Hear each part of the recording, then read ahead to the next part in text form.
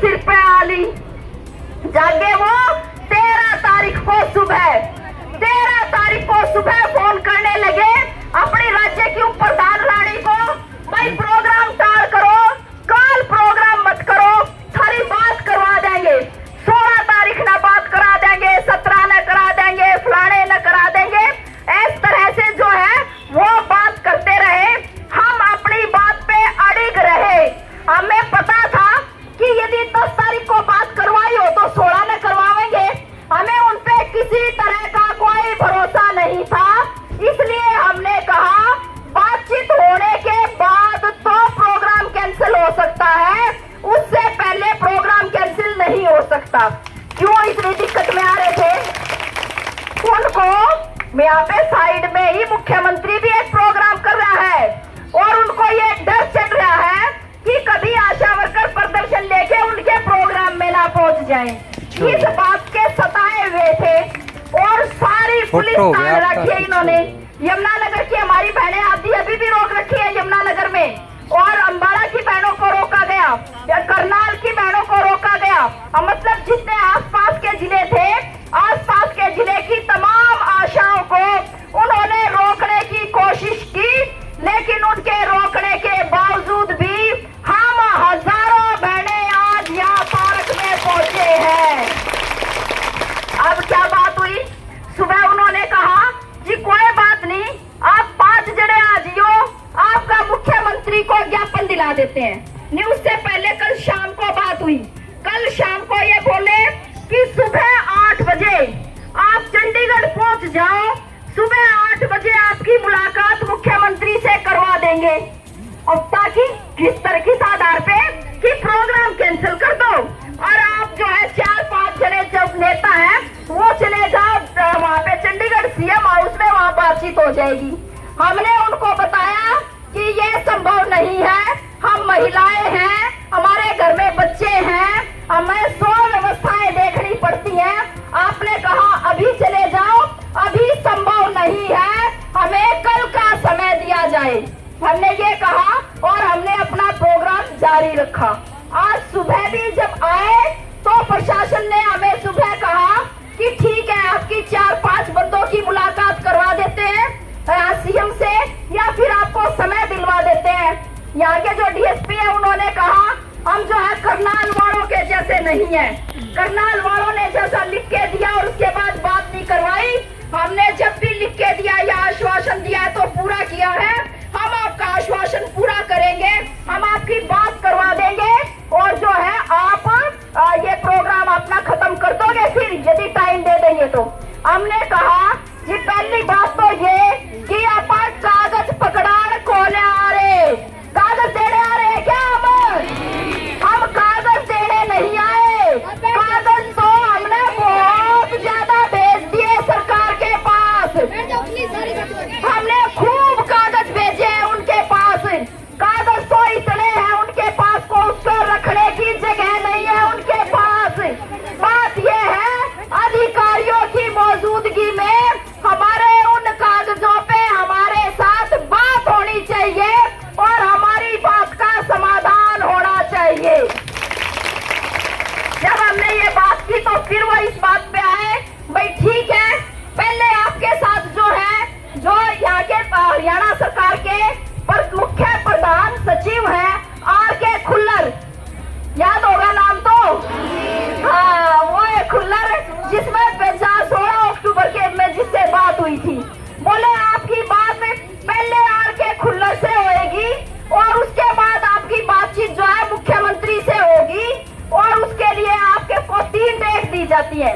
हमें 3 प्रस्ताव दिए, या तो आप कल सुबह चले जाओ, या तो आप 18 या 19 को मिल लो आर.के. खुल्लर से।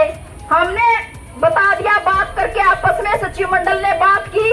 हमने कहा जी कोई फरीदाबाद से आ रहा है, कोई फतेहाबाद से, कोई सिरसा से, कोई रोहतक से, कोई झज्जर से, हम तो सारे दूर दूर से आए हुए हैं और हमारा एक दिन और क्यों खराब करो, कल की बजाय हमारी बात तो आज ही करवा दो।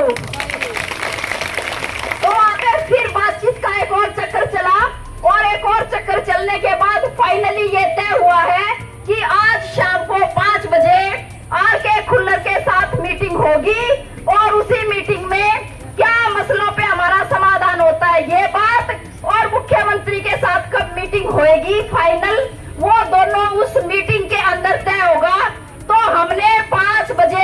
वहाँ पे चंडीगढ़ मीटिंग में जाने की यस की है कि हम जो हमारा सचिव मंडल 5 बजे चंडीगढ़ मीटिंग में पहुंचेगा और आर.के. खुल्लर के साथ अपनी वार्ता होगी। एक सूचना है ये, ठीक है। दूसरी, और पुलिस ने कहा कि हम अपनी गाड़ी में लेके जाएंगे। ठीक है, कोई बात नहीं। पुलिस उन्होंने कहा एक इंस्पेक्टर हमारी भी आपके साथ जाएगी। वो उतना टाइम उन्होंने कहा है, वो सूट बदलने जा रही है। ये वह पुलिस की वर्दी पहन रही थी तो सिविल ड्रेस पहन के अभी आएंगी, तो फिर हम जाएंगे बातचीत के लिए। तो कुल मिला के आप लोगों के लिए ये सूचना है। अब इसके बाद क्या होगा ये आपको जब भी मीटिंग खत्म होएगी देर शाम तक तब बता दिया जाएगा, तब सूचित कर देंगे।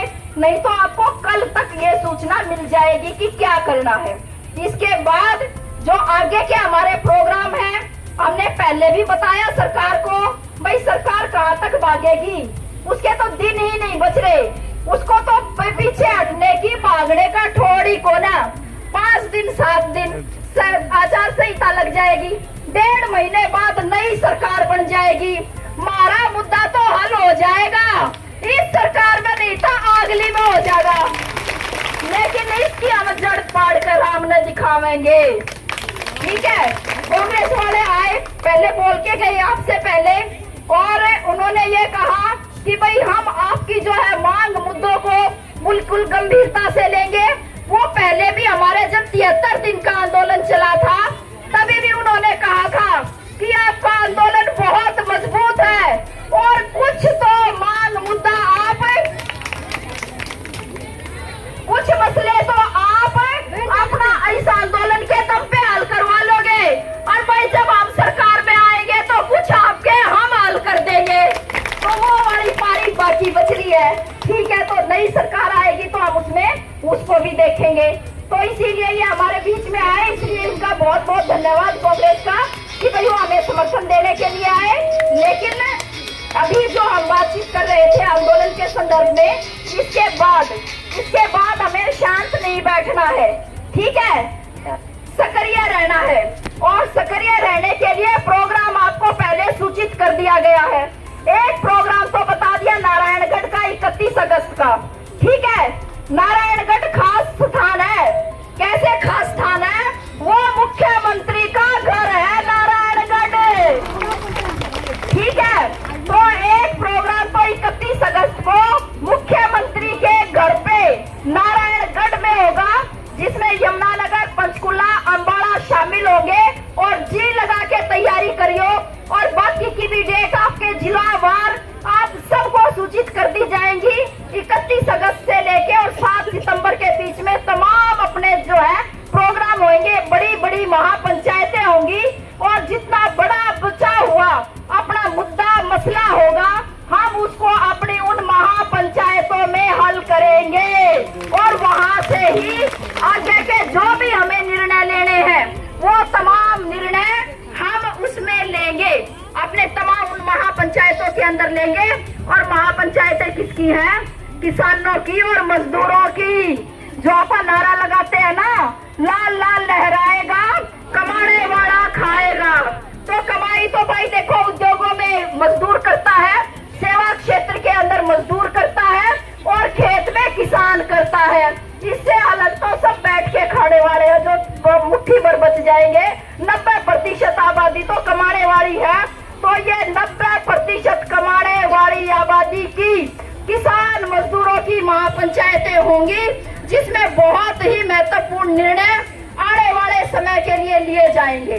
ठीक है, बस इतनी सी बात, और इतनी बात के साथ जो इस समय पे बेहद जरूरी है करना, और हर बार करना जरूरी है, वो ये कि भाई ये आरएसएस बीजेपी वाले ये धर्म और जात के नाम पे हमारे समाज में जहर फैला रहे हैं और हमारे बच्चों को अपराधी बना रहे हैं। तो इनकी इस साजिश से हमें खुद को भी बचने की कोशिश करनी है, और हमें अपने आसपास के तमाम इलाके को बचाने की कोशिश करनी है। ये जो है नफरत से किसी समाज का कभी भी भला नहीं हुआ है, और ना ही अपने देश का नफरत से कभी भला हो सकता है। हमारे देश का संविधान है, उसमें लिखा गया जात के नाम पे, धर्म के नाम पे कोई भेदभाव नहीं होगा। 75 सालों